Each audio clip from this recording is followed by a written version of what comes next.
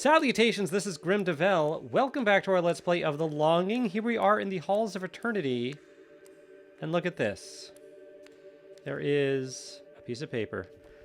We have 5 pieces of paper. And we're going to keep going. I walked about 20 seconds before we started because the sound, for some reason, was off. I wasn't getting any game sounds, and I had to reset my audio, but that was fine. You missed nothing. You missed 20 seconds of walking in a hall.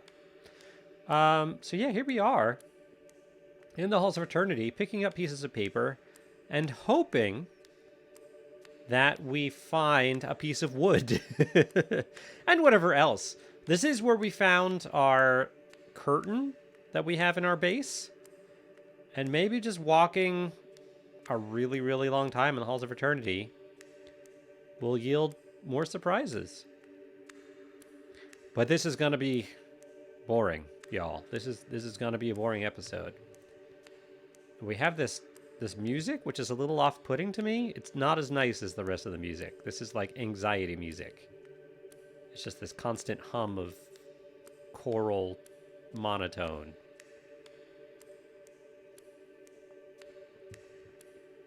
I don't know if it's, not monotone. There's like a harmony going on a bit, but they're not moving. It's not going up or down.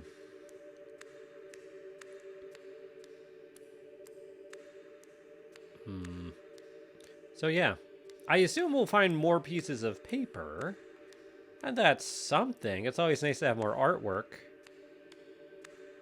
Pitter pat, pitter pat. It's not really pitter pat right now, is it? It's just slap, slap, slap, slap. Slap, slap, little shade. Slap, slap.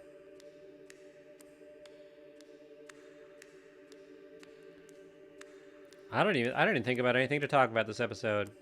We can keep talking about cinema because we only really, talked about the tip of the iceberg there. I know last episode I'd start talking about some good horror movies. But I was thinking, I don't want y'all to think that I just like good horror movies. Like, I have an appreciation for bad horror movies too. Of varying degrees. I mean, there's some that are kind of like on the verge of like, is it good or is it bad? Like Evil Dead 2 and Army of Darkness. But I love those movies. Actually, here's the story. When I was, I don't know, like 14 years old, maybe? I'm going to go with 14. This is around the time of America Online, like those days. We had internet, we had a modem, and I had, AOL was our third internet provider, actually. I think our first internet provider was Prodigy, if you remember Prodigy or know what Prodigy is. And then, is that even true? Yeah, I think that's true. And then I got, and then I think I subscribed to an actual internet service provider, which at the time was literally this dude in the mall. This dude at like I don't know if you call it a kiosk. It was just a desk in a corner of the mall with like he had a photo of his fiance on there. I remember him. And I had saved up money and I got internet. You don't know where the story is going, but believe me, it'll all circle back to what we were talking about, I promise. I saved up my money, and I knew about this guy because I had other friends that from middle school that had gotten internet from this guy. It's like their families. This is a nice mall, right? This is like the posh mall in my town, which was Nashville, Tennessee. This is at the Green Hills Mall in Nashville, Tennessee. And I knew about this place, and I bought his service. It was, I subscribed to it. I paid for like a year of service or something with my own money. And so you dialed into this ISP, and then you had connection not just to like Prodigy and whatever they offered, and only what they offered, but actually like to the entire internet, which was great. So I had that, and then my third, and then at a certain point, I did get America Online. Is that true? No, it's not true. I don't know why I'm thinking that. I don't think I ever actually did America Online. I think I'm just thinking of America Online Instant Messenger, which I used. But you didn't need AOL to use that, did you? I think everyone else had AOL, and I just had this other ISP. Anyway, that's all just garnish around the story. So I had internet. And I was a really big Bruce Campbell fan. That's where this all comes back to. Bruce Campbell, the star of the Evil Dead movies. I had seen these movies, and as a 14-year-old boy, they were the best thing I had ever seen. And he was the coolest, most awesome actor I had ever seen. And with my newfound powers of internet, I was able to surf the web and discover a Bruce Campbell fan page that included his email address, where you could send fan mail. And so I was so excited, and I emailed him, and I don't remember exactly what the email was, because this is like my first email account. I have no idea what the email address was. So many emails. Really, any email I had before 2005 or 2006, when I had my Gmail account, is gone forever, just lost to the ages. But this email, I wrote him a fan letter, and I was just like, I love your movies, you're the coolest, blah blah blah, whatever. I don't know what to say, and he wrote me back. I mean, who knows if it was actually Bruce Campbell, but he emailed me back just saying that it's just a short email. I really appreciate it. I can't remember exactly what he said, but, thanks for watching my movies, whatever. And that was it. And it was just awesome. Like, I felt like I had suddenly just this line of connection to this movie star that I was, borderline obsessed with at the time at 14 years old. And so, yeah, Bruce Campbell was my first and only fan letter that I ever wrote, and it was via email. And I wanted to say it was on AOL, but maybe it was just that he had an AOL email address or something like that. I don't remember. I don't know where that comes in the story. Anyway, Bruce Campbell, still awesome. Also in it's over now, but in Ash versus the Evil Dead on whatever network, FX, Sci-Fi, one of those. I watched all of those. Those were great. But there's like the Hellraiser movies. Like those were fun. They're bad, but they were fun. I enjoyed those. Anyway, horror. I like other stuff too. Man, there really isn't anything here, huh? How long are we gonna walk? We're just gonna we do keep finding paper. That's true. Slap, slap.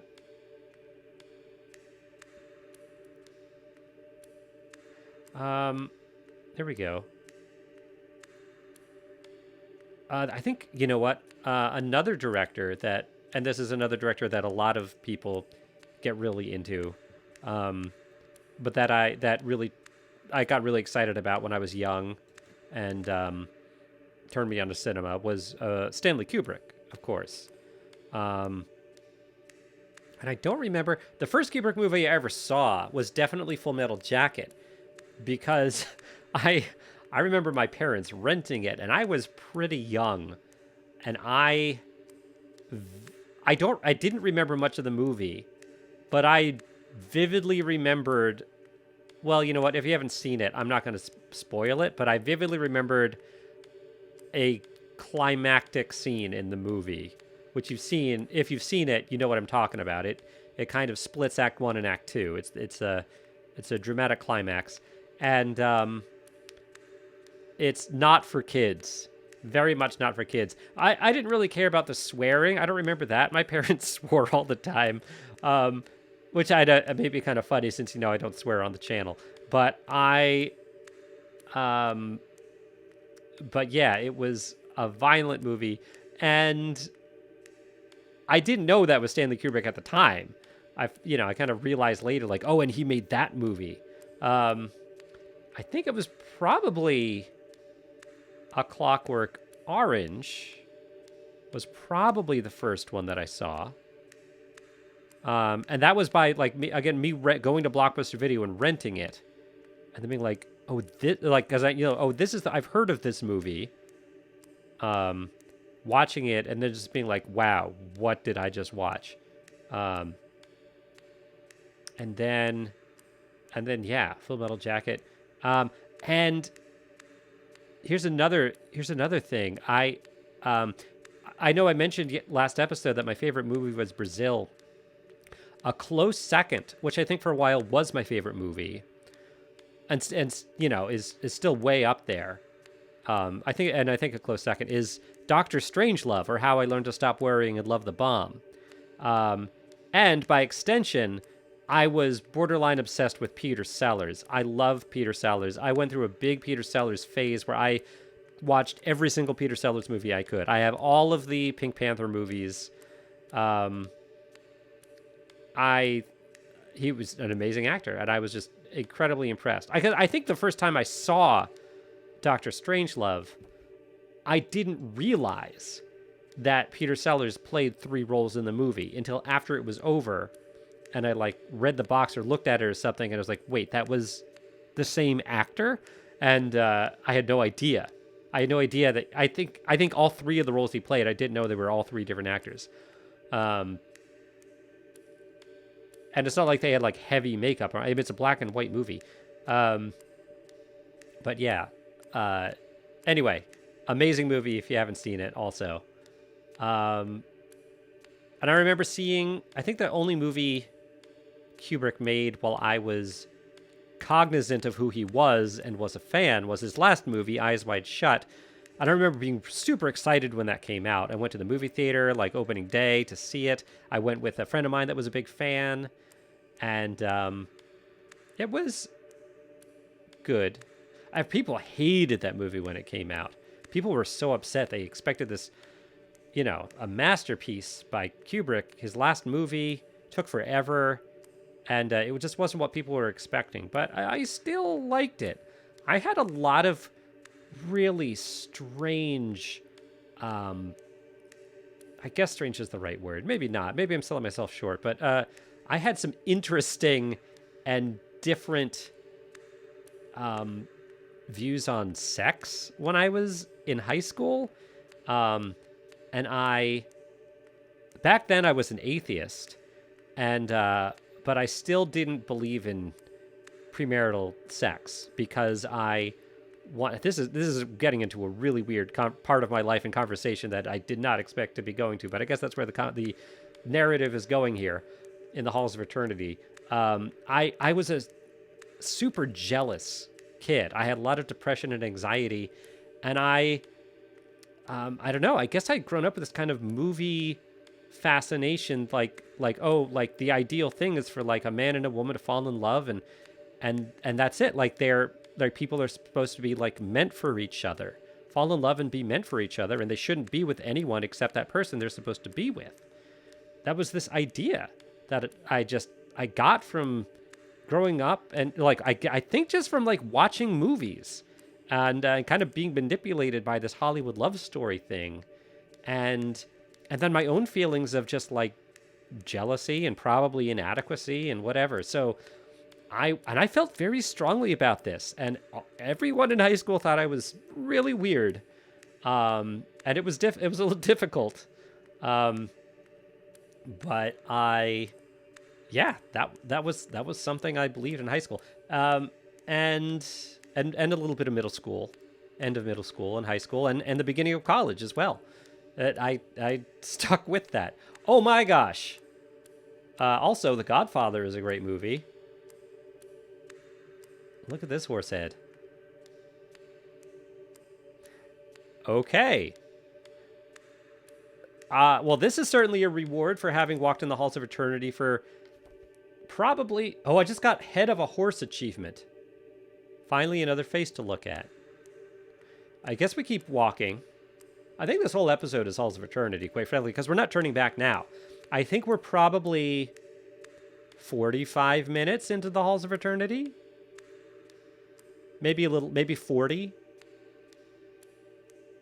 35 to 45, I would say, minutes into the Halls of Eternity, depending on where we had that save point. It's hard to remember. We're 15 minutes into the episode.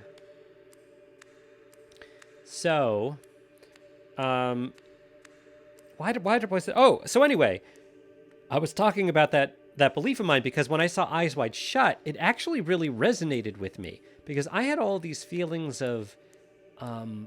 really strong feelings and emotions attached to the idea of sex and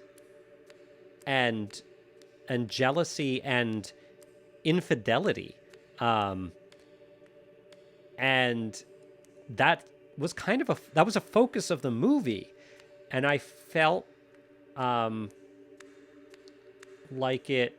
I felt like I appreciated it more than a lot of other people did. I actually really liked that movie.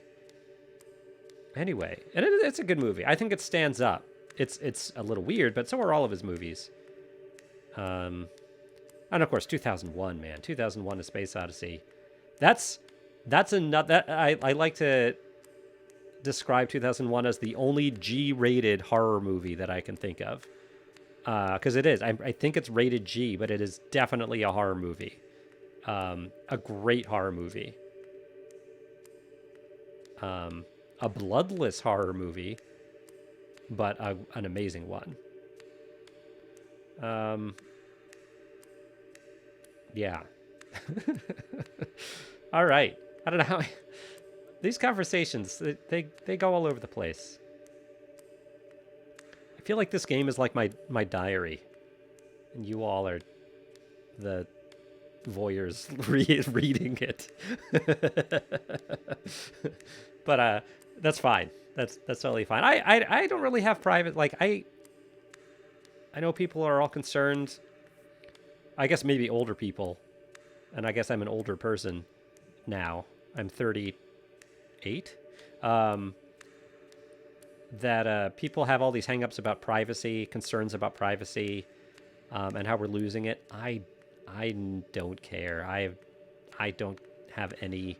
I mean, I say that, and you all don't know my real name or anything like that, but that's not really... It's not because, like, I don't want anyone to know it. It's more just maintaining this YouTube persona. If one of you found out my name, I'd be like, oh, okay, whatever. But yeah, I don't really have any secrets or anything from anybody. I don't think we're finding any wood in here. I think that horse head was like the reward for having walked a really long time in the Halls of Eternity. If I find a piece of wood, I will be very pleased. I feel like we did maybe find one piece of wood in here, possibly even two.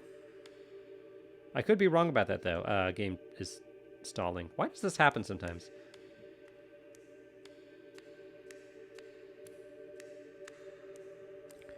But we do keep getting paper eventually. And it hasn't been 20 minutes yet, so we'll keep going. When we're done here, we probably won't be coming back to the Halls of Eternity. I will overwrite our current Halls of Eternity spot. We could come back, who knows. But, well, what are we going to do next episode? We still need a bed frame, or we still need wood for a bed. We still haven't found all the disappointments. We haven't found any gold coins. How are we supposed to find gold coins? What are we supposed to do? There must be areas of the caves that change over time that we have not revisited. And I think we're going to have to. Maybe next time... I mean, we do want to try to hallucinate more. So we might even go back to the mushrooms next episode. Because that'll probably be like a week of real life time. So they'll definitely grow. In fact, at the end of this episode, I might head over there. I think that's a good idea. And then I think we might re-explore the caves. When I say the cave, I mean like the caverns that are like where the entrance to the Halls of Eternity is. Like that area where we got the black crystal. Because I feel like if there's any place that we haven't, like we've maybe missed something, it might be there. And maybe there are areas that we could have Matic out that we didn't realize we could Matic out. Now that we've been seeing that in the upper levels. I don't know. But I am a little worried that we might start getting stuck soon with nothing to explore or knowing where to go. I don't want that to happen.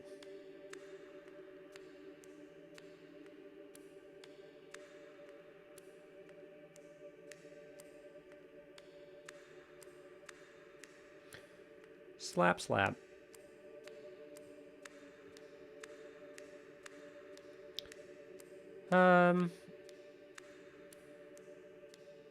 Yeah. How much longer? Should we wait for one more piece of paper, maybe? Oh, well, there it is. Do we do one after this one?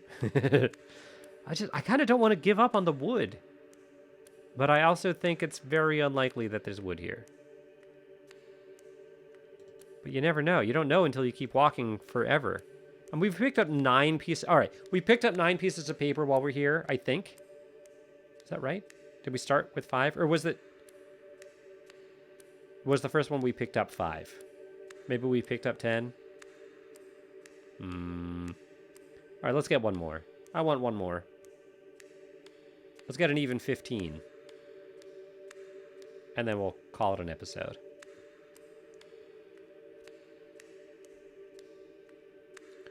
So yeah, if you now that a lot more people are watching this series, all right, here it is. If you have suggestions for where we should be exploring next, leave them in the comments or come to Discord. Come to my Discord server, which the link to which is in my I think my descriptions of my videos, but also on my banner. And let me know. All right, so that's gonna be it. I will save this area right here. Okay, and then we're going to go to the mushrooms. And that's going to be it. I enjoyed playing with you today, and I'll see you next time. Bye, everybody.